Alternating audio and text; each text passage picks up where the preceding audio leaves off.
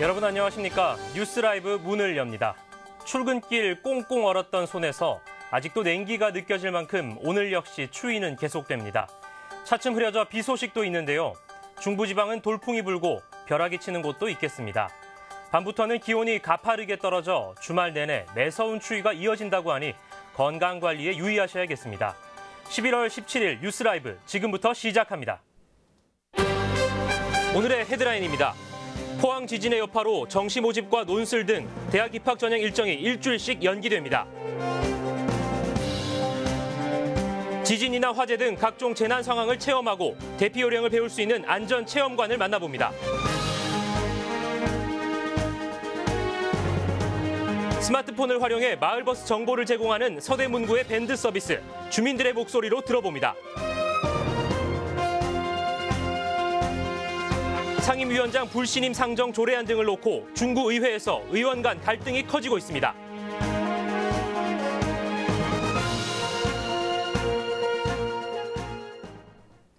포항에서 발생한 지진으로 수능이 연기되면서 수험생과 일선 교육 현장에 혼란이 거듭됐습니다.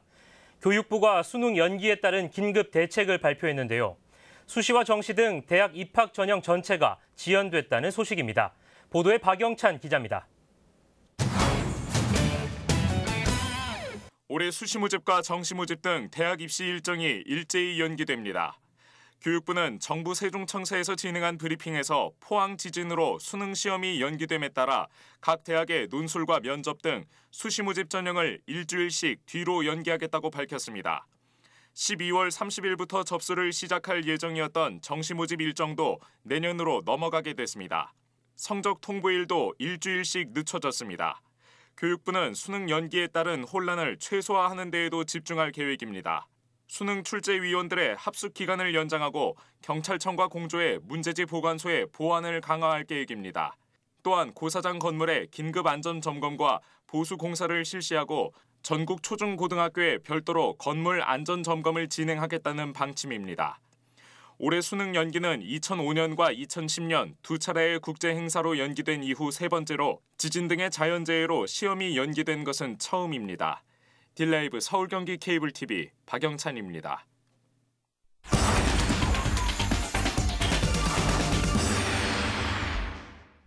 이틀 전 진도 5.4 규모의 지진이 경북 포항에서 발생했습니다. 서울 광화문을 비롯해 전국 각지에서 진동이 감지될 정도였는데요.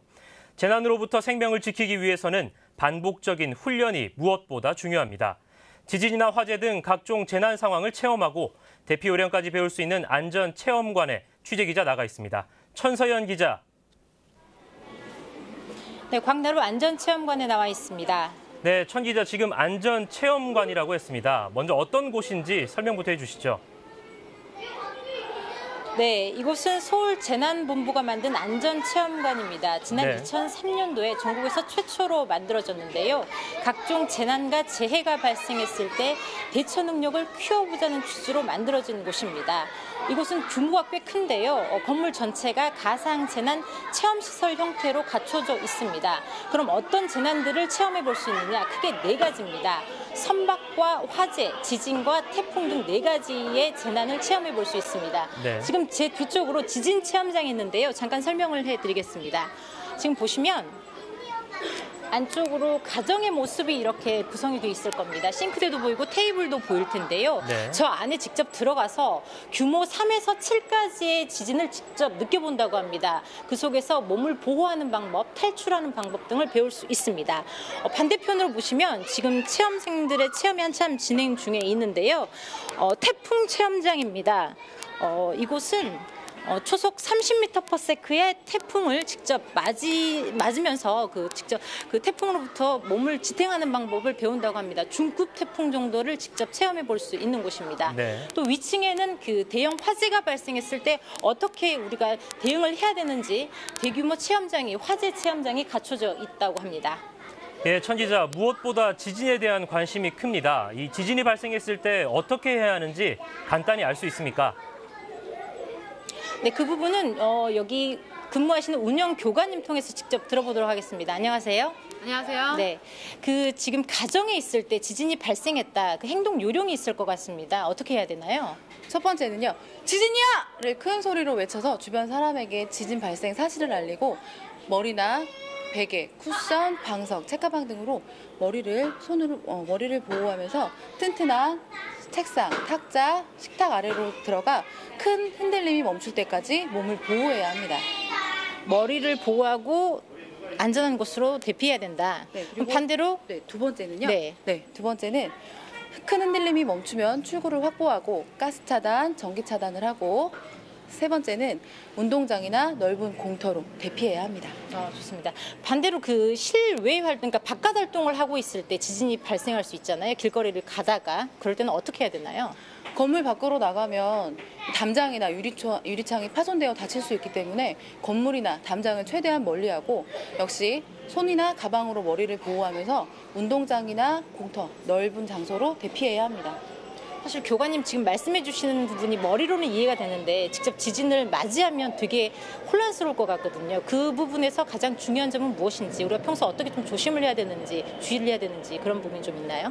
네, 평소 가족회의를 통해서 위급시 재난에 대비해야 하는데요.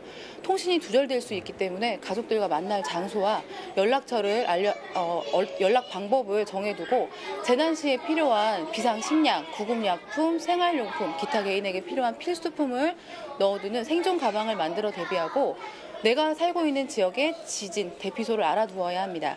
재난안전정보 포털 앱 안전 디딤돌에 지진 대피소나 재난 정보를 확인할 수 있습니다. 그리고 끝으로 직접 체험을 할 수 있는 안전체험관에서 가족 모두 재난에 대비한 체험을 하는 것도 좋은 방법입니다. 어쨌거나 반복적인 훈련이 가장 중요하다. 네, 그렇죠. 오늘 말씀 감사합니다. 네. 네, 천 기자, 이 가상 재난 체험을 할 수 있다고 하는데 그 시설 어떻게 이용할 수 있습니까? 서울에는 안전체험관이 두 곳 있습니다. 이곳 광나루 안전체험관과 보람의 안전체험관인데요. 네. 두 곳 다 무료로 이용을 할 수 있습니다. 단 사전에 신청을 미리 하셔야 합니다. 지금 그 이외에도 각 소방서별로 작은 소규모의 체험 시설들이 갖춰져 있는 곳이 있다고도 합니다. 그 부분도 정보를 활용하시면 좋을 것 같습니다. 재난 대응에 있어 가장 중요한 부분이 반복적인 훈련이라고 앞서 말씀을 드렸습니다. 상황에 맞는 대응 훈련을 미리 익혀서 재난이 발생했을 때 피해를 최소화해야겠습니다. 지금까지 광나루 안전체험관에서 전해드렸습니다. 네, 천서연 기자 잘 들었습니다. 일상에서 재난 대응을 익히기란 사실 쉽지 않은데요. 이 시간을 내 안전체험관에서 훈련을 받아보는 것도 좋을 것 같습니다. 광진구 연결해봤습니다.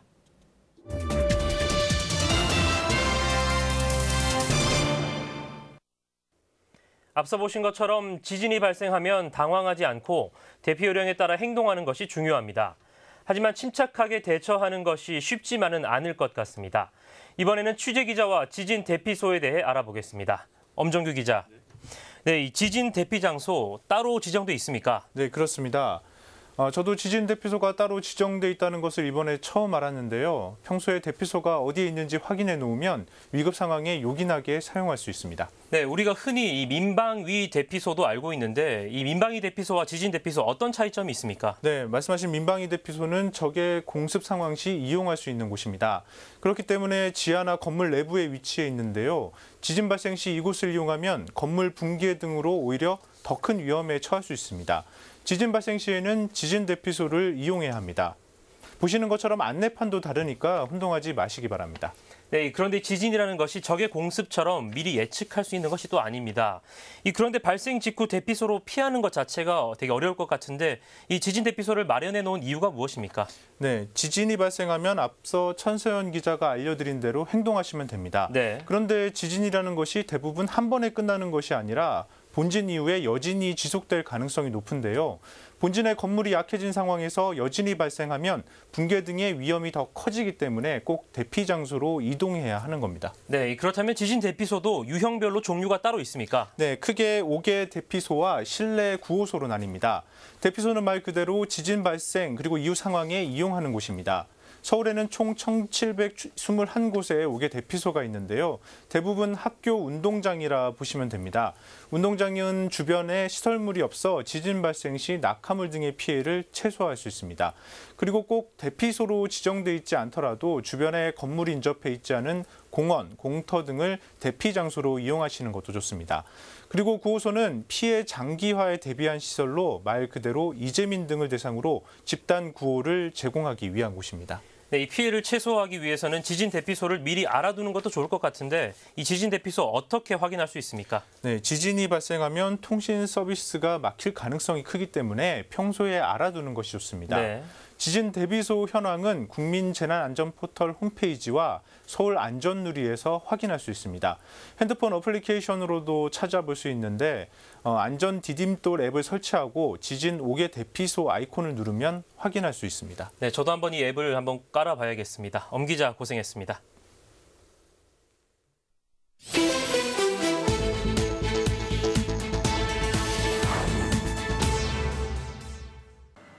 건물벽 사이에서 불길이 치솟습니다. 어제 아침 9시 30분쯤 서울 서초구의 서울교대 연구동 신축 공사장에서 불이 나 소방서 추산 1억 2천만 원의 재산 피해가 났습니다. 다친 사람은 없었지만 공사장에서 일하던 근로자 50여 명이 불길을 피해 대피했습니다. 소방당국은 3층 세미나실에서 불이 시작된 것으로 보고 정확한 사고 원인을 조사하고 있습니다. 구조대원들이 찌그러진 차 안에서 운전자를 구해냅니다. 어젯밤 8시 30분쯤 서울 구로구에서 갓길에 세워져 있던 승용차를 주행 중이던 트럭이 들이받았습니다. 이 사고로 승용차를 추돌한 트럭 운전자 이모 씨가 목에 중상을 입고 인근 병원으로 이송됐습니다. 경찰은 이모 씨가 갓길에 정차 중이던 승용차를 보지 못한 것으로 보고 정확한 사고 원인을 조사하고 있습니다. 오늘 새벽 5시쯤 서울 마포구의 한 상가 건물에서 불이 나 소방서 추산 150만 원의 재산 피해가 났습니다. 이 불로 상가 안에 있던 사무용품이 불에 타고 주민 7명이 대피했습니다. 경찰과 소방당국은 건물 3층에서 불이 시작된 것으로 보고 정확한 사고 원인을 조사하고 있습니다. 뉴스라이브 사건 사고였습니다.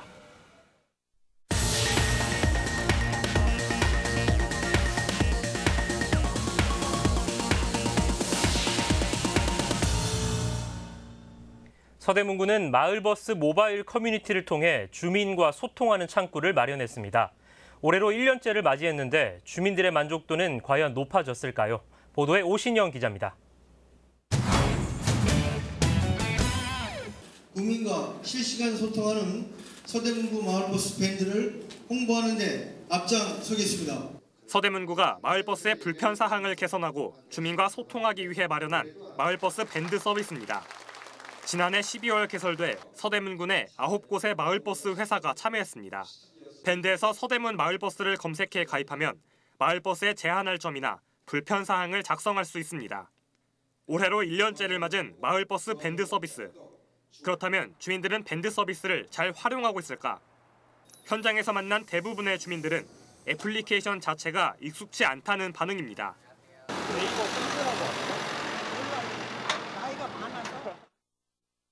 또 배차 시간과 운행 지연에 관한 정보에 대해서는 기존의 다른 애플리케이션으로도 정보를 알 수 있어 밴드의 필요성을 느끼지 못하고 있는 상황. 지도 보면 다 나오니까 어차피 배차 언제 되는지 크게 불편함을 못 느끼고 마을버스를 자주 타는 것도 아니고. 어플에 버스 이런 것도 나오니까 크게 불편한 거는 없어요. 밴드를 통해 올라오는 글 대부분이 광고성이고 민원도 운행 지연에 관한 내용이 많아 해결 방법이 마땅치 않은 점도 실효성 의문이 제기되는 이유입니다. 배차 시간이 한 5분 정도 되는데 5분 넘는 걸 갖다가 어떤 사람들은 아무리 늦어도 따라도니까 15분이면 우린 도는데 뭐 20분을 기다렸니 30분을 기다렸니 방법이 없지 뭐 차 막히는데 무슨 해결 방법이 어딨어 그래. 스마트폰을 활용해 실시간으로 주민들의 목소리를 듣고 정보도 제공하겠다는 마을버스 밴드 서비스. 1년차를 맞은 지금 밴드 서비스가 보다 활성화되기 위해서는 이용자를 대상으로 한 적극적인 홍보와 교육이 필요해 보입니다. 딜라이브 서울경기 케이블TV 오신영입니다. 서소문 공원 사업이 한 치 앞도 내다볼 수 없게 됐습니다. 이번에도 사업 예산을 포함한 추경 예산안이 중구 의회에 문턱을 넘지 못한 건데요. 남아있는 다른 예산들은 반환될 위기에 처했습니다. 진기훈 기자가 보도합니다. 지난 14일과 15일 열린 중구의회 임시회의 화두는 서소문공원 사업 구 예산 52억 원이 포함된 추가 경정 예산안 처리였습니다. 이번 임시회에서만큼은 대선적인 차원에서 반드시 추경 예산을 통과시킬 것을 강력히 촉구합니다. 중구와 중구민을 위해서는 서소문 역사공원 기념공원 조성 사업은 무리하게 추진되어서는 안 된다고 생각합니다. 사업 예산을 통과시켜야 한다는 의견과 사업에 대한 검토가 더 이루어져야 한다는 의견이 팽팽히 맞섰습니다. 여기에 지난달 31일 문화체육관광부와 서울시는 올해 마지막 추경 예산안에도 중구 예산이 반영되지 못하면 국비와 시비 잔액을 회수하겠다는 방침을 전했습니다. 현재까지 국시비 잔액은 약 160억 원. 상황이 이렇게 되자 구청은 의회에 사업 예산 반영을 촉구했습니다. 11월 17일 국비 확보가 안 되면 다음 달 초에 회수 절차에 돌입하게 되어 더 이상 예산 집행 없이 공사는 중단될 수밖에 없습니다. 하지만 해당 상임위원회와 임시회 이튿날 열린 예산결산특별위원회에서도 추가 경정 예산안은 연이어 부결됐고 이렇게 부결된 추경 예산안은 일부 의원들의 발의로 본회의에서 의원 간 표결에도 붙여졌지만 찬성 4표, 반대 5표로 끝내 부결됐습니다. 구청은 국시비 잔액 환수 조치만큼은 막기 위해 문체부와 접촉 중이라고 밝혔지만 국시비 잔액 환수 조치를 막을 수 있을지는 미지수입니다. 딜라이브 서울 경기 케이블 TV 진기훈입니다. 앞서 보신 것처럼 중구의회 임시회에서는 추경 예산안을 비롯한 다양한 안건들을 처리했습니다. 하지만 이 과정에서 의원들이 묵혔던 갈등이 터져 나왔습니다. 갈등이 가득했던 현장에 진기훈 기자가 다녀왔습니다. 2017년도 제3회 추가 경정 사업 예산안의 건은 부결될 수는 없습니다. 의원 간 갈등 속에 서소문공원 사업 예산 52억 원이 포함된 추경 예산안은 결국 부결됐습니다. 이어서 상임위원장을 맡은 의원에게도 불신임안을 상정할 수 있도록 하자는 내용의 조례안이 올라왔습니다. 지난 10월 임시회에서 한 차례 부결됐지만 일부 의원들의 발의로 이번 임시회에 다시 오른 것. 이를 두고 조례안을 발의한 의원들의 의도가 불순하다는 날선 비판과 공정한 의회 운영을 위한 일이라는 입장이 맞섭니다. 무리하게 명문 규정에도 없는 상임위원장 불신임 조항을 만들어 의원들의 정당한 의정 활동에 제동을 걸어서 징계를 주게 함으로 볼 수밖에 없기에 상임위원장이 법령을 위반하거나 정당한 이유 없이 직무를 소홀히 할 경우 이를 방치하는 것은 원활한 위원회 운영을 저해하며 찬성 5표, 반대 3표로 조례안이 가결되면서 중구의회는 의장과 부의장을 포함해 상임위원장에게도 불신임안을 상정할 수 있게 됐습니다. 또 동료 의원 징계 요구도 화두에 올랐습니다. 지난 8월 임시회 당시 고문식 의원이 이경일 의원을 상대로 한 발언이 문제가 된 겁니다. 이 자리에서 한 것도 아니고 내 자리에 있다가 가오면서 한 얘기입니다. 그렇게 바쁘면 집에 가서 밥이나 하세요. 라고 말씀을 드렸습니다. 징계를 하시려면 윤리특위를 구성하여 소명의 기회를 주시기 바라고. 징계 방법과 수위를 놓고 의원 간 비공개 회의가 진행됐고 그 결과 고문식 의원에게 출석 정지 10일 처분이 내려졌습니다. 더 깊어진 의원 간 갈등 속에 임시회를 끝마친 중구의회는 오는 21일부터 23일간 정례회 일정에 돌입합니다. 딜라이브 서울 경기 케이블 TV 진기훈입니다. 마포 중앙도서관이 공식 개관했습니다. 건립 조례안이 통과된 지 4년 만에 이루어진 일입니다. 구립도서관으로는 서울에서 가장 큰 규모로 독서와 교육, IT가 결합된 도서관의 새로운 도전으로 주목받고 있습니다. 보도에 신승훈 기자입니다. 지하 2층 지상 6층의 연면적 2만 제곱미터의 대형 도서관이 문을 열었습니다.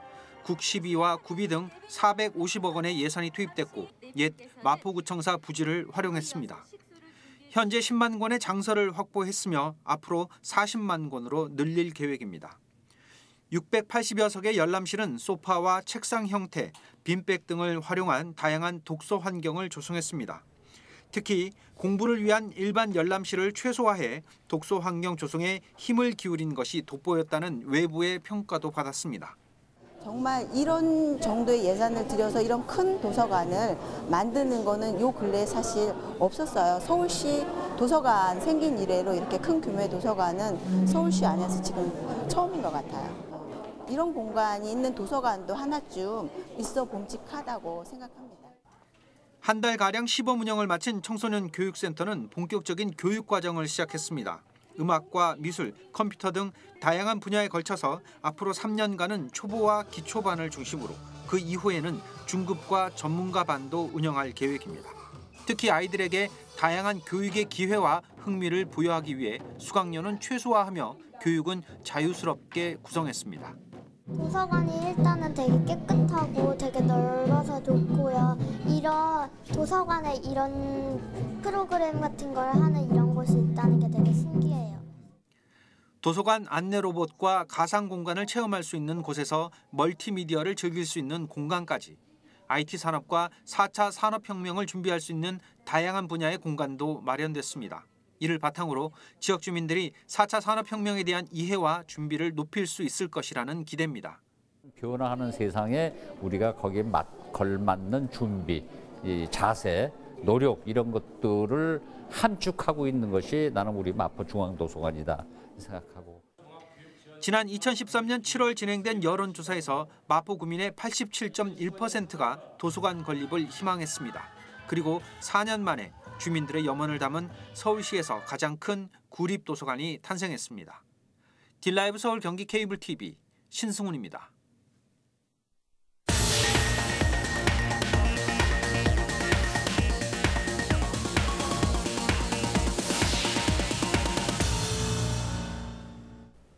(2014년 4월 16일을) 기억하십니까? 잊지 않으셨겠죠? 세월호 참사가 발생한 지 3년 7개월이 흘렀습니다. 지난 4월 3년 만에 세월호가 인양되면서 미수습자 가족들은 희망에 부풀기도 했습니다. 하지만 그들은 이제 찾지 못한 가족을 가슴에 묻기로 했습니다. 내일 연결식을 끝으로 세월호 곁을 떠나기로 했는데요. 안산과 서울에서 장례를 치를 예정이라고 합니다. 돌아오지 못한 이들과 남은 가족들의 비통함, 이제 우리가 따뜻하게 안아주어야 할 때입니다. 뉴스 라이브 마칩니다. 시청해 주셔서 고맙습니다.